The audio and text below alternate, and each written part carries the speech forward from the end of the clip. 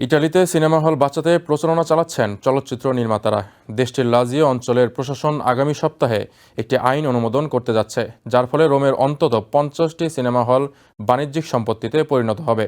যে কারণে রোমের পুরনো সিনেমা হলগুলোকে প্রপার্টি ডেভেলপারদের হাত থেকে রক্ষা করতে চিঠি পাঠানো হয়েছে ইতালির প্রধানমন্ত্রী ও প্রেসিডেন্টের কাছে, যেখানে স্বাক্ষর করেছেন চলচ্চিত্র নির্মাতা ও অভিনেতা সহ অন্তত 5,000 মানুষ।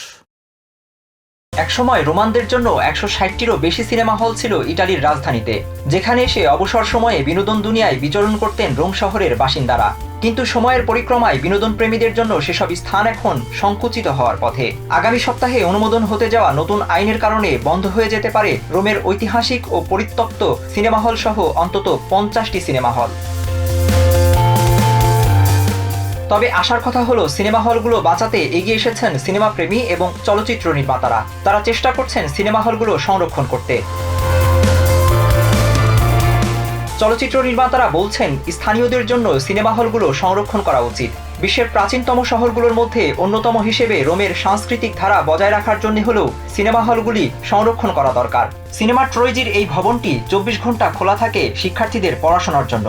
ট্রোইজির প্রতিষ্ঠাতাদের একজন ভ্যালেরিও ক্রোই জানান, ভবনটি তারা দোকান বা অ্যাপার্টমেন্টের মতো লাভজনক করতে পারেননি, কিন্তু তারপরেও তারা এটিকে চলমান রেখেছেন ভবিষ্যৎ প্রজন্মের জন্য। রোমের পুরনো সিনেমা হলগুলোকে প্রপার্টি ডেভেলপারদের হাত থেকে রক্ষা করতে চিঠি পাঠানো হয়েছে ইতালির প্রধানমন্ত্রী এবং প্রেসিডেন্টের কাছে, যেখানে স্বাক্ষর করেছেন চলচ্চিত্র পরিচালক Martin Scorsese, Francis Ford Coppola, Steven Spielberg, Wes অ্যান্ডারসনের মতো বিখ্যাত সব পরিচালকরা।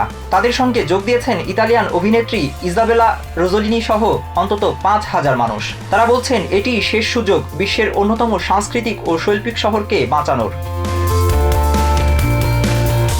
Minhajul Islam, TVN 24 news desk.